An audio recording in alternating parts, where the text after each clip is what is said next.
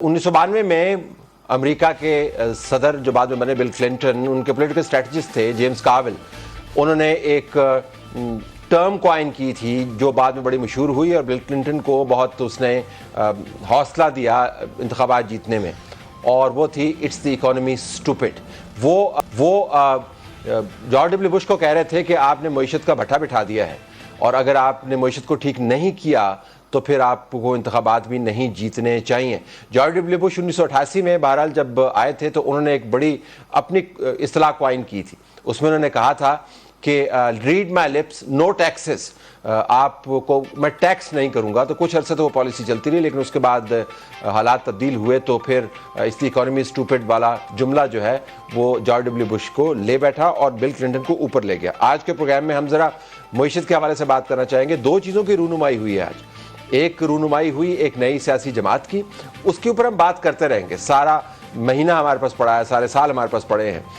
لیکن دوسری رونمائی ہوئی پاکستان اکنامک سروے کی، جو بجٹ سے پہلے کی ڈاکومنٹ ہے. اسحاق ڈار صاحب نے ایک بڑی بھاری بھرکم پریس کانفرنس میں اس کو سامنے لے کر آئے، اور میں ڈار صاحب کی پریس کانفرنس سن رہا تھا تو مجھے یوں لگ رہا تھا کہ 2014 15 16 17 کہ وہ اکنامک سروے کا اجرا کر رہے ہیں، کیونکہ ان کا بہت سارا جو بیانیہ تھا وہ 2013 سے متعلق تھا، 2014 سے متعلق تھا، 2017 سے متعلق تھا.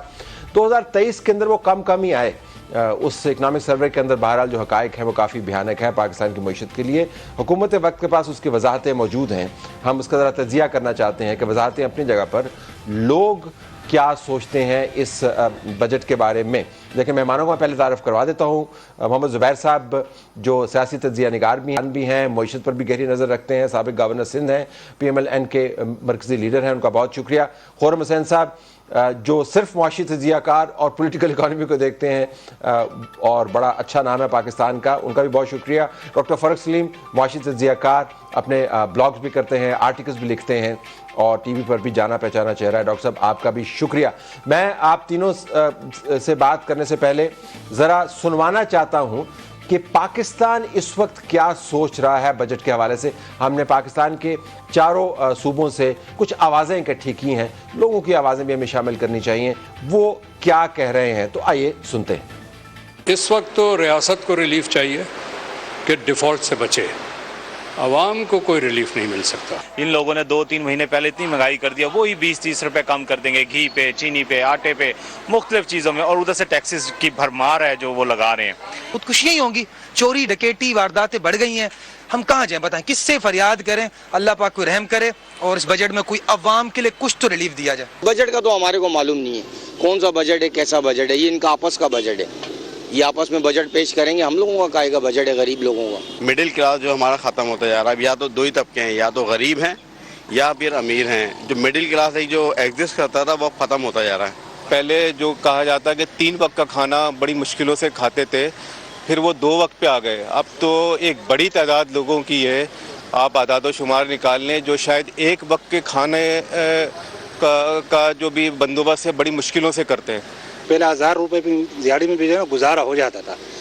ابھی جو ہے نا یہ 1000 روپے پہ بھی جو ہے نا گزارا نہیں ہو جاتا ہے. خدا اس ملک پر رحم کریں، کوئی ایسا پیکیج دیں غریبوں کا جس سے جو ہے یہ پرسان حال ہمارا ختم ہو، ہماری پریشانی ختم ہو. کبھی آپ دوستوں کے ساتھ بیٹھ کے گیٹ ٹوگیدر کیا کرتے تھے، اب اس میں بھی چینجز آ گئی ہے. اس کی فریکوینسی چینج ہو گئی. پہلے وہ ڈیلی کی روٹین ہوتی تھی، اب وہ ویکلی پہ چلے گئی. اور میں سمجھتا ہوں جس طرح مہنگائی بڑھتی جا رہی ہے تو ہوتا ہے کہ وہ منتھلی پہ چلی جائے. زبیر صاحب آپ کے پاس آتے ہیں تو lives have been disrupted. Economy نے تباہی پھیلا دی ہے، انٹرٹینمنٹ سے لے کے دوستوں یاروں کی محافل سے لے کر نوکریوں تک غیر یقینی کی صورتحال ہے. ذرا میں آپ کا تجزیہ جاننا چاہوں گا کہ ان حالات میں کیا کیا جا سکتا ہے کہ ان میں سے ساری ڈیمانڈز نہیں لیکن چند ایک توقعات پوری ہوں. آپ کا سوال بالکل صحیح ہے، لیکن ہمیں تلت وہی پولیٹیکل اکانومی کے بغیر تو نہیں بات کی جا سکتی. اس وقت یہ بجٹ جو آنے والا ہے اور اس میں جو بھی چیزیں طے کی جائیں گی اور پرپوز کیا جائے گا وہ 1 جولائی 2023 سے ہوگا لاگو. اب 1 جولائی کے بعد کا مطلب یہ ہے کہ 1.5 مہینے سے بھی کم ہوگا اس حکومت کے پاس. So it is almost neither here nor there. تو کوئی ایسی چیزیں نہیں کی جا سکتی جس سے عوام کو اس 1.5 مہینے میں کوئی ریلیف مل جائے. یہ تو مطلب میرا ایک جنرل وہ ہے کہ ریلیف دینا حکومت کے لیے اناؤنس کرنا تو بہت آسان ہے, آٹا سستا کرتی ہے, چینی سستی کرتی اینڈ سو آن, تو وہ اگر آپ اس قسم کی چیزیں کریں گے تو وہ سبسڈیز کہلاتی ہیں, اس کا بوجھ حکومت کو برداشت کرنا پڑے گا. کہنے کا مطلب یہ ہے کہ عوام کے جو مسائل ہیں معیشت سے لے کے, چاہے وہ لوور طبقہ ہے, مڈل کلاس ہے, غریب طبقہ ہے, ان کے مسائل اس وقت حل ہوں گے جب Pakistan will have a long run. کوئی بھی حکومت آئے گی وہ 5 سال کے لیے آئے گی, وہ کام کرے جس سے پاکستان کو کرنے کی بے حد ضرورت ہے. اس وقت پاکستان کی جو قطع کلامی ہوتی ہے. اگر میں تھوڑی سی وضاحت آپ سے لے لوں, کیونکہ مجھے یقین ہے کہ باقی تجزیہ نگار اس کے اوپر بات کریں گے, تو آپ یہ فرما رہے ہیں کہ اس وقت جو بجٹ کی تمام پلاننگ ہوئی وہ صرف 1.5 ماہ کی پلاننگ ہے. یہ پاکستان کی تاریخ کا میرے خیال میں پہلا بجٹ ہوگا جو 1.5 ماہ کے لیے ہوگا. میں نے یہ نہیں کہا, وہ پورے سال کی ہوگی. اس حکومت کا مینڈیٹ 1.5 مہینہ ہے, میں یہ کہہ رہا تھا.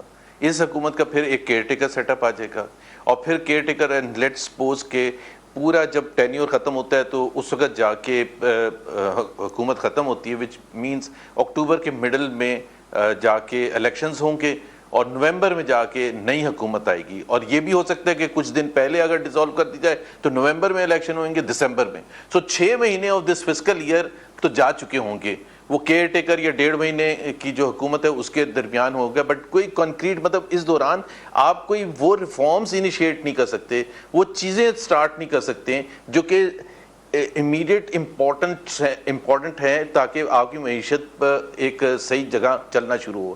نہ آپ ٹیکس ریفارمز کر سکتے ہیں, نہ آپ اسٹیٹ انسٹیٹیوشنز کو ٹھیک کرنے کے لیے کچھ کر سکتے ہیں, نہ آپ انرجی ریفارمز کر سکتے ہیں, نہ آپ کوئی بینکی ریفارمز کر سکتے ہیں, اور نہ ہی آپ کے ملک میں domestic as well as foreign investor آ کے انویسٹمنٹ شروع کرے گا, بیکاز ان کے وہ بھی ویٹ کریں گے کہ کس قسم کے الیکشنز ہوتے ہیں, کس قسم کی حکومت آتی ہے. تو اگر آپ یہ سب کچھ کر نہیں سکتے, حکومت کر نہیں سکتی باوجود جو آپ نے بتائیں, تو کیا حکومت کو یہ بجٹ بھی دینا چاہیے تھا یا نہیں؟ میں ذرا اینالسٹ کے پاس جانا چاہوں گا اس سوال کے ساتھ. بجٹ تو خرم صاحب یو گو فرسٹ آن دس. نہیں کچھ کر نہیں سکتے. ہاں بتائیں فرمائیے. ایک چیز میں ایڈ کر دوں, and let's not forget the IMF thing, جو کہ ایک IMF پینڈنگ ایشو چل رہا ہے جو کہ بے حد ضروری ہے. آپ یقین مانیں we are not forgetting the IMF thing. ہمارے پاس کافی وقت ہے, we will talk about the IMF thing, I can tell you in great detail. Let's hear Khurram on this. Khurram ذرا یہ بتائیے گا, تو وہ کہہ رہے ہیں بنیادی طور پر کہ جی اس کے بعد انتخابی معاملات چلنے ہیں, تو کیا ریفارم وغیرہ وغیرہ. نہیں, وہ بات تو صحیح ہے. آئی ڈونٹ تھنک کہ ہمیں کوئی ایسی ایکسپیکٹیشن رکھنی چاہیے کہ لمبے چوڑے ریفارمز اور کوئی اتنا بھی لمبا ٹائم ہورائزن ہوئے گا اس بجٹ کے راؤنڈ. لیکن آئی تھنک جو بھی انفنشڈ بزنس رہ گئی ہے گزشتہ مالی سال, اس کو تو کمپلیٹ کر کے جائیں, اور اگر کمپلیٹ نہیں ہو رہی ان سے تو ایٹ لیسٹ کسی قسم کی فارورڈ موومنٹ ایک ہمیں اس طرح کی دکھا دیں کہ بھئی ان کے بعد جو لوگ آئیں گے وہ اس کو کر لیں.